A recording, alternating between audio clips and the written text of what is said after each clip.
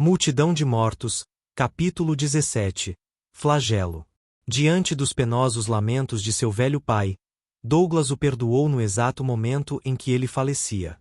Agora, empunhando a única arma que encontrara, uma espingarda de caça com mira, buscava uma forma de conceder um enterro digno à sua família. Contudo, ao sair, não tinha noção de em que a cidade havia se transformado. Uma desordem irrestrita pincelava com pressa os vazios de um quadro sem vida. A situação havia escapado completamente do controle. Já não era possível manter os doentes confinados, como queria a prefeitura, nem sustentar a farsa de uma paz inexistente. Não. Os infectados começaram a vagar pelas ruas, assumindo a autoria de vários ataques sangrentos e lúgubres. As pessoas eram assassinadas nas portas de suas casas. Cercadas antes mesmo de pensar em fugir, pereciam diante de uma horda nebulosa, faminta por vidas. O município não era um local seguro, não existia mais proteção e a farsa da salvação prometida nunca chegaria, para os oprimidos por tais trevas. Assustado, Douglas assumiu postura defensiva e começou a disparar com a pouca munição que tinha, tentando se proteger daquele mal extremo. Atingia-os em todo o corpo, o que ainda pensava ser doentes, sem conseguir pôr fim ao tormento. Após ficar sem balas, correu para o último lugar que qualquer pessoa iria querer ir, o seu colégio. Viu corpos sendo dilacerados por um grupo, enquanto gritos de socorro ecoavam por toda a avenida. Ele não podia acudir àquelas pessoas, e talvez, se tentasse, não poderia salvar a si mesmo. Próximo ao colégio, ele notou que o portão estava aberto. Porém, temeu encontrar-se com mais carnífices e ter sua destruição adiantada. Entrou, desse modo, vagarosamente no colégio, fechando após si o portão, porquanto percebera a aproximação de mais inimigos. Vasculhou o interior do recinto com os vagos olhos. As portas estavam fechadas e sua covardia não lhe permitia abrir nenhuma. Bruscamente, foi agarrado por um ser que grunhia e tentará devorá-lo com voracidade. Sem balas, em uma situação desesperadora, sentiu a morte se aproximar enquanto lutava por sua vida. De repente, uma porta se abriu e mais dois deles saíram de lá. Afobado, perdeu o inteiro controle, todavia reconheceu a necessidade de pensar numa tática de libertar-se. Suava frio, o seu coração batia fortemente e milhões de pensamentos permeavam sua imaginação. Era necessário ter frieza e tempo para administrar seu medo, coisas essas que ele não tinha disponíveis. Forçando seu corpo para frente, conseguiu escapar das mãos de seu opressor, enquanto via os outros se aproximarem. Mais deles começavam a chegar. De mãos na espingarda descarregada, pôde utilizá-la como uma espécie de bastão para afastá-los. Para sua surpresa, alguém lhe apareceu. Seu antigo professor de educação física, Alan, que atingiu seus adversários com uma barra de ferro e o levou até uma sala, às pressas. Professor Alan? Questionou com ânimo. O que o trouxe para cá? Vamos, rapaz. Isso não importa agora. Retrucou, adentrando na sala dos professores. Seu hálito exalava um terrível fedor de cigarro, algo que causou estranheza em Douglas, já que nas aulas o professor sempre pregava uma vida longe dos vícios. O que aconteceu, professor? Perguntou o jovem intrigado. O senhor, eu estou acabado. Redarguiu, trancando a porta e largando a barra de ferro sobre uma cadeira. Minha esposa foi morta à luz do dia, bicho. E eu também não pude proteger minha filha hoje à tarde. Sinto muito, pronunciou Douglas. Também perdi meus pais nessa tragédia. Alan caminhou e sentou-se sobre uma mesa longa, onde estavam algumas garrafas e um cinzeiro repleto de cigarros. Como isso pôde acontecer, assim de uma hora para outra? Tão de repente, nossas vidas mudaram de forma irreversível. Disse o jovem. Não foi de repente, Douglas. Contrapôs Alan, acendendo um cigarro e olhando nos olhos. Esses caras viam essa pandemia avançando, mas tinham medo de contar para o povo. Eles tentavam passar para nós uma imagem de que tudo estava sob controle, quando não estava. Que iria haver esperança, mesmo sabendo das mortes. O senhor está me dizendo que o poder público se omitiu? Objetou o jovem. Não só se omitiu como contribuiu para tal avanço. Acrescentou: Você ouviu falar que o governo do estado começou a desovar os muitos corpos dessas pessoas em matagais do interior? Indagou Alan, soprando a fumaça do cigarro. Não, respondeu assustado. Eu nunca soube disso. E por que não queimaram esses corpos?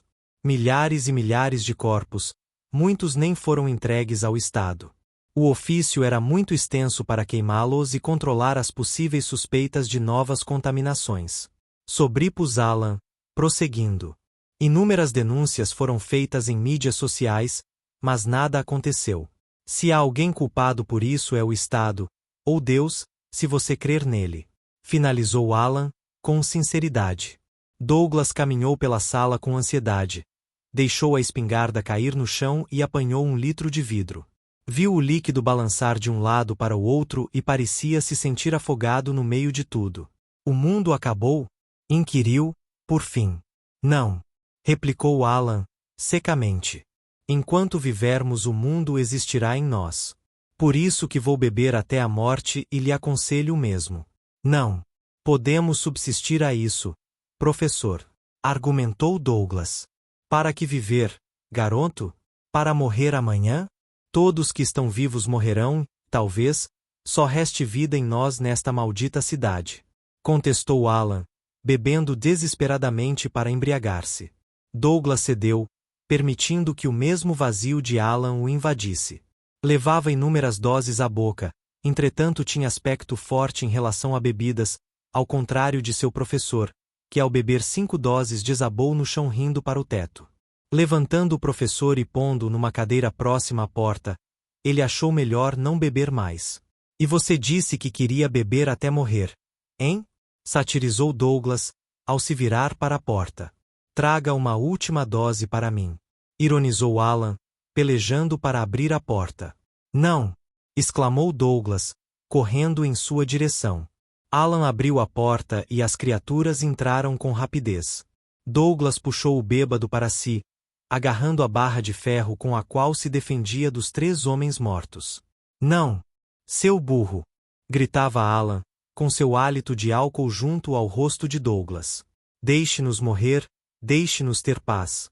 Diante do ímpeto do bêbado rabugento, o jovem resistiu e colocou a espingarda que trouxera nas costas. No mesmo instante ouviu gritos no pátio, e trazendo consigo o ingrato, dirigiu-se até a origem de tais clamores.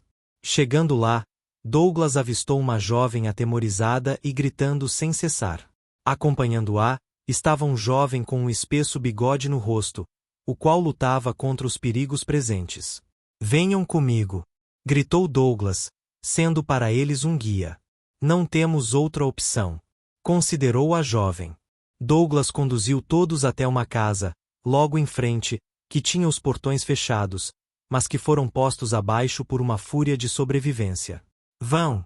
Disse o jovem desconhecido com bravura, dispondo-se a pôr uma obstrução na entrada. Você, seu desgraçado! Disse o bêbado de pé enquanto apontava para Douglas.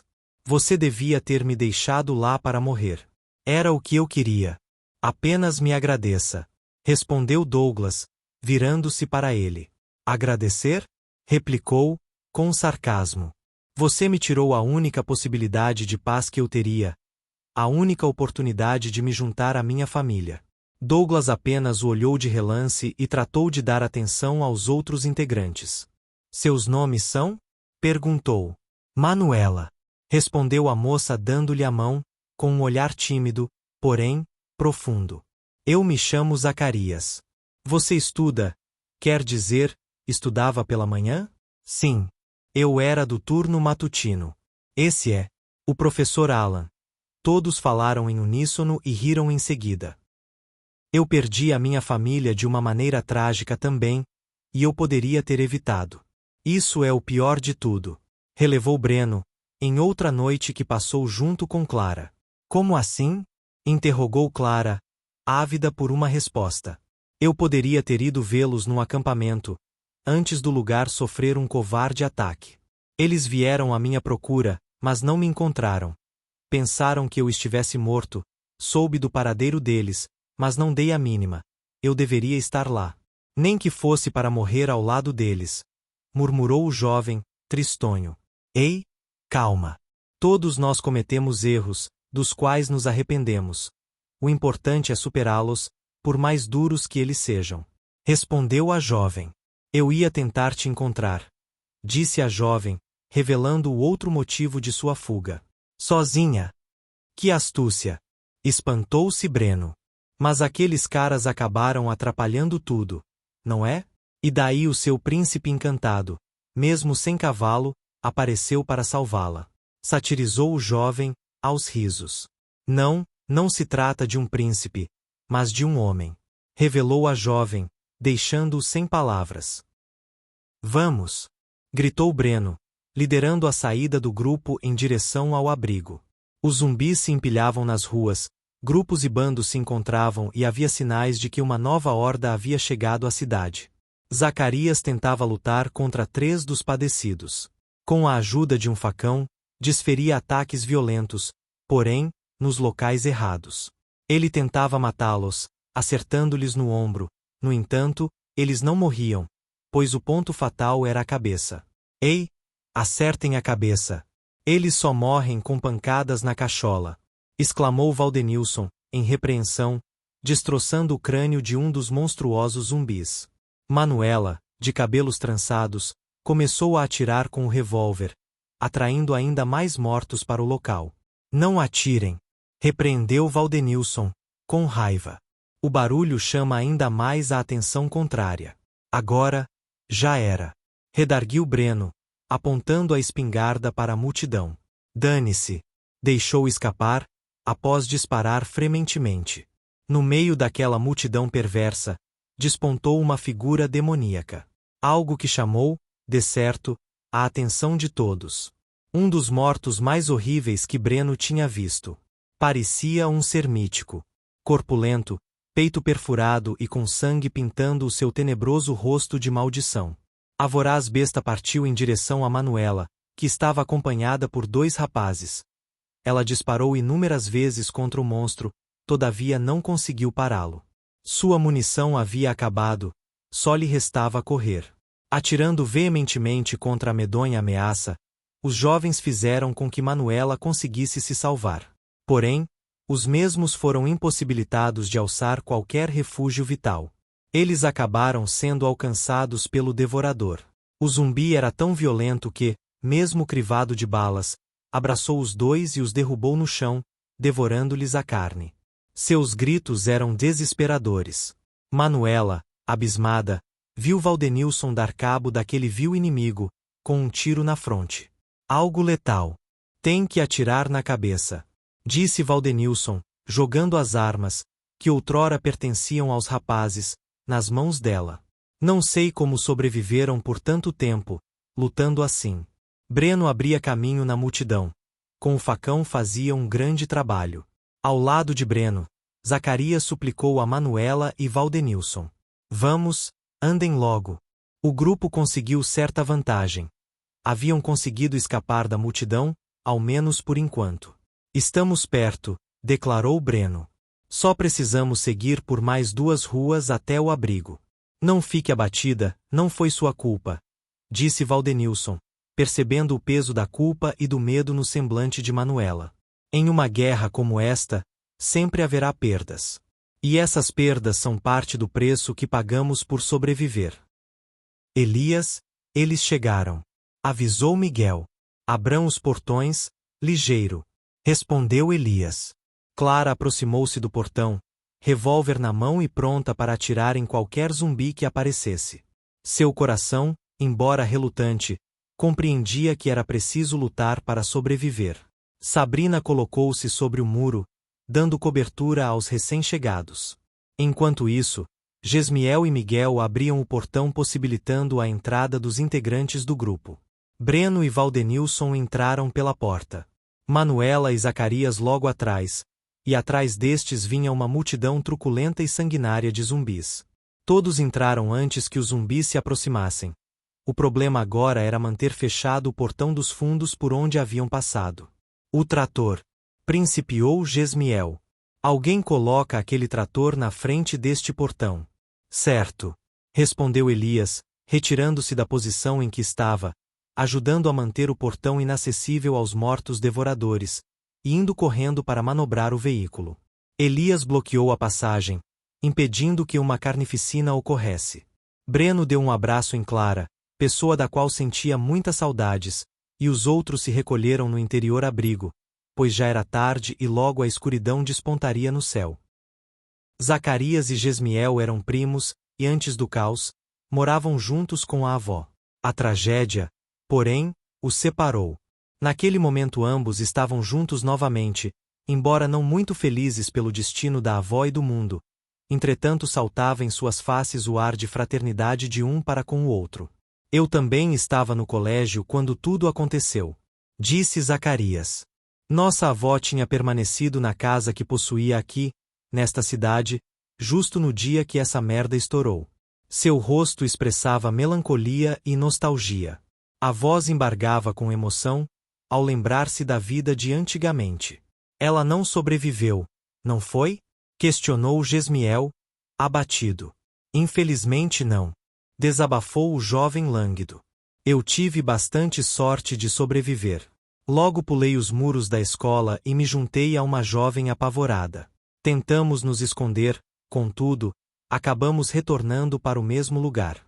Lá, nos reencontramos e fomos salvos por Alan e Douglas. Aos poucos, passamos a acolher mais pessoas até formarmos um grupo de sobreviventes, liderado pelo professor. Após fazer uma breve pausa, fitou o primo e continuou. Fomos sobrevivendo, por um tempo até foi fácil, mas as coisas começaram a ficar complexas quando Júlio apareceu com seu bando de mercenários. Contando as histórias que tinha vivido até aquele momento, Zacarias conseguiu passar para todos do abrigo uma visão ampla sobre a quadrilha liderada por Júlio, inimigo que todos os grupos de sobrevivência temiam. O leão de Nemeia habitava na escuridão de uma caverna e nas suas saídas devorava homens, rebanhos e destroçava todas as forças que tentavam obstruir a sua caminhada até o triunfo. Sua pele havia sido coberta de uma porção mágica, que lhe revestia de uma invencibilidade e o deixava intransponível a qualquer arma feita pelos mortais. Júlio também vivia nas trevas e lá fazia todas as coisas. Sua caverna era a mentalidade caótica e nefasta que trazia consigo. Seus olhos emitiam um brilho de psicose e ele também era dotado de força hercúlea. Suas estratégias de combate e o domínio das zonas de conflito civil lhe conferiam ares de general, ou mesmo de um genuíno estrategista. Era revestido de uma camada que era incapaz de ser atravessada por qualquer ideal de justiça e amor. No seu cérebro beirava a anarquia. Ainda que de modo conflituoso, entre o egocentrismo e a inteira insanidade anárquica, ele vagueava entre as duas ideologias e tirava proveito delas como achava melhor. Para vencê-lo em suas cavernas de extermínio, nosso Hércules teria de enfrentar os que lhe rodeavam e a si mesmo. O que houve? Perguntou Breno na manhã seguinte, ao notar o comportamento estranho de Clara. Nada. Rebateu a jovem. Eu te conheço bem o bastante para saber quando algo está errado. Contrapôs Breno. Eu não quero provocar nenhuma discórdia no grupo, mas aquele Miguel está passando dos limites. Revelou, por fim, dispersando sua hesitação. Ele está me assediando, dando em cima de mim desde aquele dia que você nos trouxe para cá. Por que não me contou? Questionou Breno, obtendo um espaço de tempo silencioso. Não quis dar início a uma intriga no grupo, disse Clara. Breno se ergueu, pensou no que devia fazer. Alguém estava ameaçando o seu ideal de felicidade. Sua vontade veraz era de estrangulá-lo até a morte. O furor tinha vez no seu coração. Voltou os olhos para Clara, percebeu seu ser assustado, mas tratou de tranquilizá-la. Você não é o problema, está longe de ser. Ele é o problema. Eu vou ter uma conversa séria com ele. Sabe? Expor os fatos. Finalizou Breno, frenético. Não era a primeira vez que alguém tentava prejudicá-lo, porém dessa vez era diferente. O que ele sentia por Clara era indescritível e não admitiria, jamais, que alguém se opusesse a isso. Ela tem compromisso, você sabia? Indagou Breno se aproximando de Miguel, o qual fazia vigia no muro. Do que você está falando? Questionou Miguel, encarando-o e rindo. Cínico! Redarguiu Breno, furioso. Desça daí, vamos conversar melhor. Miguel desceu repentinamente e se colocou frente a frente ao jovem, enfrentando-o. Seu desgraçado! Está dando em cima da minha namorada! Exclamou Breno, com firmeza ao desferir-lhe um murro no rosto. Mesmo atingido no rosto e sendo o centro de toda a vergonha presente, Miguel riu e tentou reagir aos golpes. Eu exijo respeito. Sua namorada tem inventado coisas contra mim. Rebateu ele, virando as costas. Ela é louca, igual você. Miserável! Bradou Breno, agarrando-o pelo braço e se lançando numa briga corporal. Elias e Valdenilson, ouvindo o estrondoso confronto, vieram acudi-los e separá-los. No momento em que os dois foram agarrados pelos rapazes, Miguel acrescentou em tom provocador. É que me parece que ela é mulher demais para você. Essas palavras provocaram uma explosão de fúria em Breno, que, soltando-se dos braços de Valdenilson, desferiu um soco certeiro em Miguel, que não esperava e foi atingido brutalmente. Ei, vamos parar com isso! Exclamou Elias, segurando Miguel. Valdenilson ficou na frente de Breno, para impedir que seu amigo avançasse. Calma! Vamos resolver isso de outra forma, murmurou Valdenilson. Não dá para resolver de outro jeito com pessoas desse nível, respondeu Breno, com raiva, puxando o revólver e apontando para o algoz. Ah, me solta! Gritou Miguel para Elias. A questão, seu bosta, não é só essa vadia sua. Ninguém precisa de você aqui. Você não é o líder deste grupo. Precisamos de um líder com colhões, alguém mais preparado. Suponho que você seria esse alguém, não é? Rebateu Breno, com a arma em punho. Você é um idiota. Será que você não percebe que seu senso de liderança vai acabar levando todos nós para a lama? Você quer nos levar para seu lar. A lama. Porque é lá que você pertence. Seu porco. Concluiu Miguel. Não atira.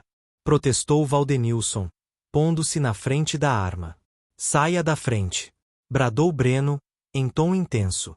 Atira, seu merda. Desafiou Miguel. Cala a boca. Interferiu Elias, indo contra Miguel.